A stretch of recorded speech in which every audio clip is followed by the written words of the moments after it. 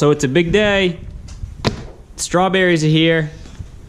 All 5,800 of them. 6 boxes full. Holy moly, gang. We're gonna have our hands full planting all these. They're gonna be hand transplanted, which is no big deal, but time, it's just time. These are all bare root, dormant plants. Kind of funny looking. Got your crown, and then your roots, and they look like they're dead, but they're just, I guess, lack of terms, they're sleeping still, and the sunlight will trigger them, and they will get cranking as soon as we get them planted. These things grow quick, real quick. But the first things first, we can't even plant these right now because I don't have the ground ready, but I made a little progress today. We'll go out and check it out in a few minutes, but I was able to get out and finally plow. It's the first time I was able to get on the field is today, and that's the day the berry plants came. So we plowed it, and it's been windy, which is good because my thought this morning was if I can at least get it plowed and let it sit today, the wind will really start to pull some moisture out if I can get the ground broke. And so I made it through, and I gave it till, I think I plowed this morning around 9:30, and then I waited till about 2 o'clock this afternoon and pulled a disc harrow through. I started out with my big disc harrow I bought at the auction that I showed everybody, and that thing was, it would have worked awesome, but I only got 2-wheel drive, and where it's wet out, it was way too much weight behind my tractor. So luckily I have an old antique, I guess it's just a 2-gang disc harrow, and that worked perfect behind the tractor. So I dissed it one time, and it seems to be drying pretty quick. I think if I can hit it a couple more times with a disc before Sunday, and if we skip our showers between now and then, we should be planting this weekend for sure. And speaking of that, the Malt Slayer is complete, and I tested it out in the garden the other night, and it works super good. I ended up not going with, they make these, this is like, this disc back here, or this unit, I guess you want to call it, pulls the soil in and covers the edge of the plastic. And they make discs, well, the discs work good if you have really loose soil. And I knew it was going to be wet, excuse me, and I knew it was going to be wet and heavy this spring, so I made these little moldboard plows, just had a small 1/4-inch plate, and I figured I could drive them right down in the soil, and that's going to, even if I can't get dry soil that's going to be crumbly, I know I can dig up, you know, heavy sod. I can dig up whatever packed heavy soil is there and cover the plastic to get us through this disastrous wet spring we have. We're gonna have to improvise. I'm done worrying about it. We're gonna have to just make do what we got. It's either that or sit inside and sulk all day. So I'm happy with this thing though. It works awesome. We'll show you when we're out there doing it. I'll go to the garden and show you the test spot. But I've had to modify a couple things. This is less than ideal. This stupid thing, this drip tape, when it came from the factory, it had like a plastic reducer in here to a 1-inch hole, and I literally went over one bump and that thing broke. So I was instantly done using my setup I had. So I had to makeshift some PVC pipe to get me through, and just one of them things. And I got a bunch of footage I'll put together of the different components of this, but I just wanted to do an update video. I've been crazy busy this week, and I don't want to, you know, keep everybody wondering what's going on. The tractor, that thing's getting close. It runs good. I got to paint the hood, and it's on the to-do list. If I can get to it, I'm hoping by next weekend. We really want to take it in the 4th of July parade. My nephew wants to bring it in there, so I told him I'd get it done. And the calves, they're growing like crazy. Got them fence trained yesterday. They're staying in. They respect the fence. It's pretty darn hot. So they didn't get too carried away. They hit it a couple times, and That's all it takes. They catch on pretty quick, just like we do. That thing gives you quite a lift. We'll try to go out. I'll show you the field where we're gonna plant the strawberries. Sorry about the wind, but it's always windy up here, and I got the GoPro, so it might not be too bad. This is but I laid the plastic, and I gotta bury the ends where it didn't get down, but this is I brought it out of the shop and made a pass with it, and this is what it did, the first pass with hardly any adjustments. So I know it's gonna work amazing. The only thing I did, this is the bed without the plastic. I had to do like 4 passes to get this up this high, and I have the machine set at 6-inch high bed height, and it's too much. It's way too much for what I need. So I put my plate on it, and I'm gonna make a 4-inch raised bed instead. It needed too much soil, and with it being this wet this spring, I just couldn't get a nice tight bed, and I'm concerned about the plastic being too loose over it. So I changed that, and we'll see if it works good. We'll check out the greenhouse. We actually got a lot going on. So much going on. We got new onions. I'm not even gonna get into details what happened to the other ones.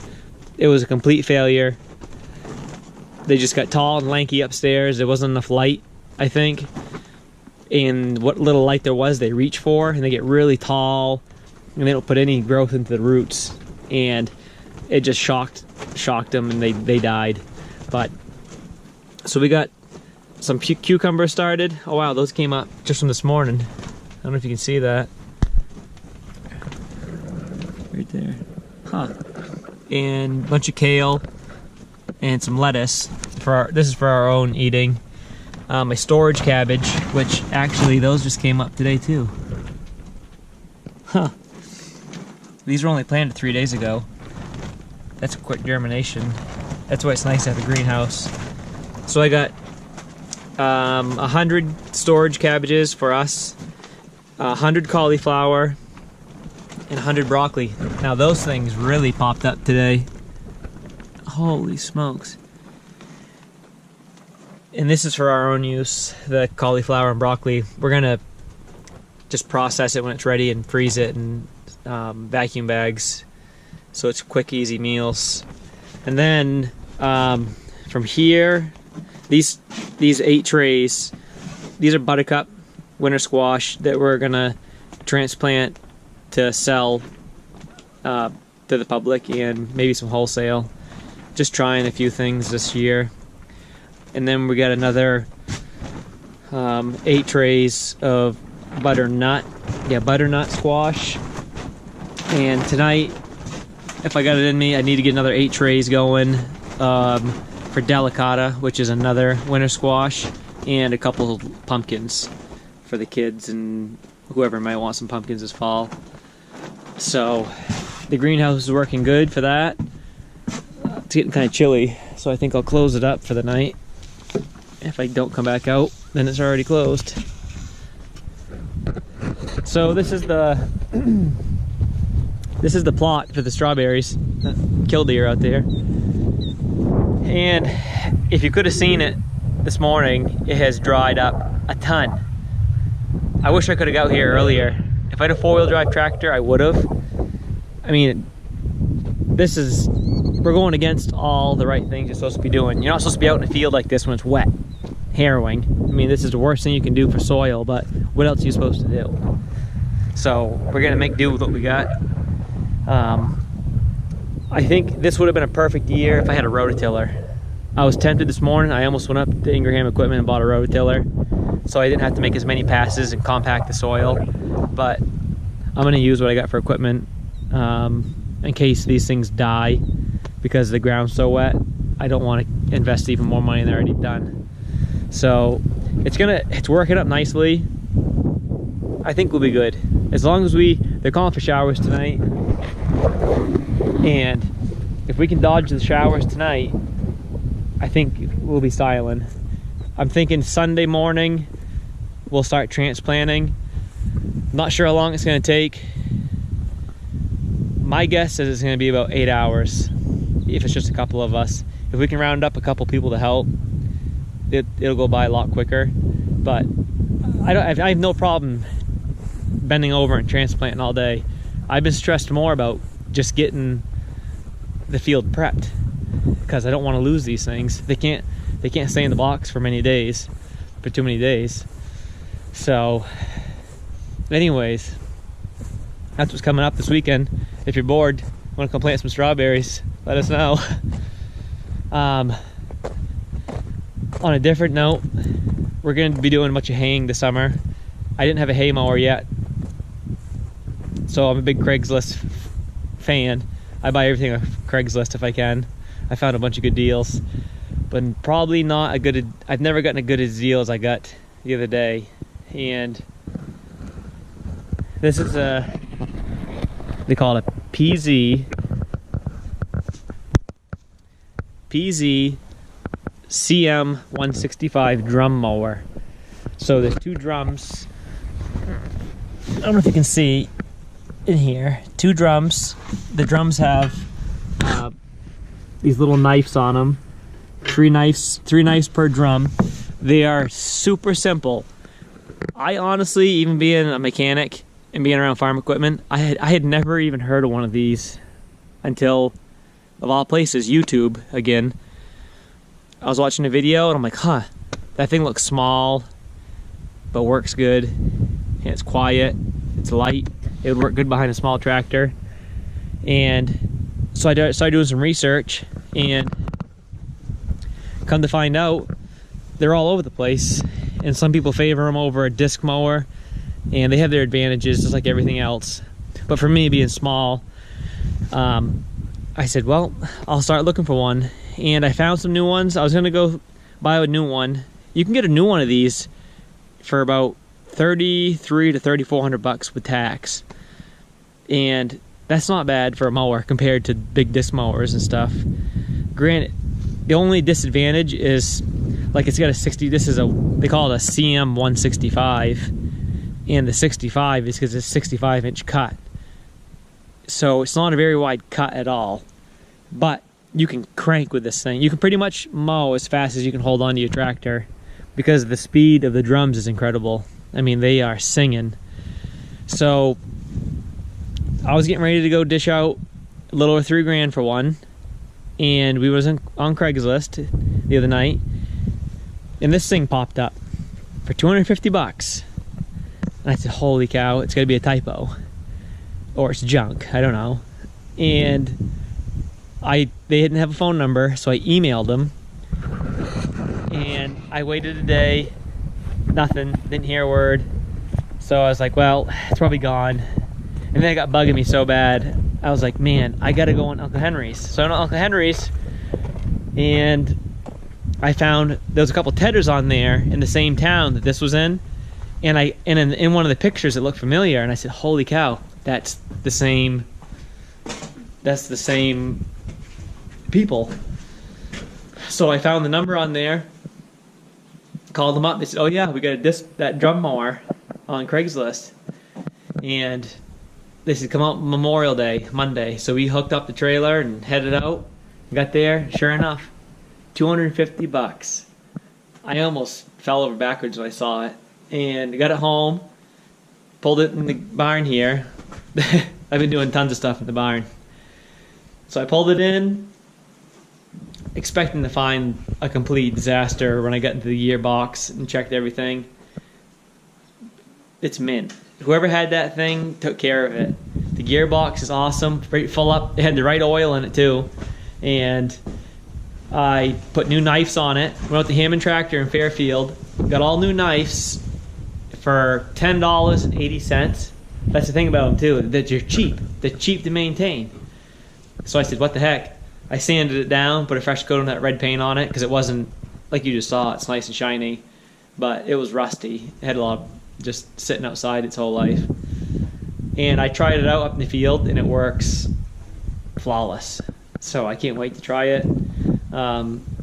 Saved another $3,000. Holy cow. So even though it's been raining, I'm still in a good mood. I've been getting some good deals, and that's what you got to do these days. If you just buy everything new, oh man, I don't know how anybody can get started doing this from scratch, buying all new equipment. It just will nickel and dime you and payments. So it pays to be patient and look for older equipment if you know how to work on it. I guess I take that for granted some, but we have a big weekend coming up, and I will definitely show the strawberry planting process. It's going to be a big weekend for it, and we're excited. This is what I've been personally dreamed about farming up here, is strawberries.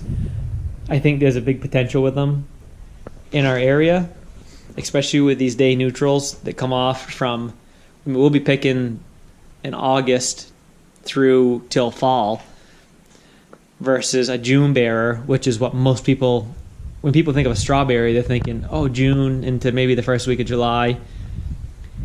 And these are different. These are going to be an off-season berry that usually are coming in from California, you're seeing, but we can supply them right here in Maine, and have fresh fruit from August till fall. So we look forward to it. We're going to share it with you, and that's what's going on right now. People who are interested more about the Malt Slayer, don't worry. I've got lots of stuff to share about it. Just wanted to give you a recap of what's going on up here.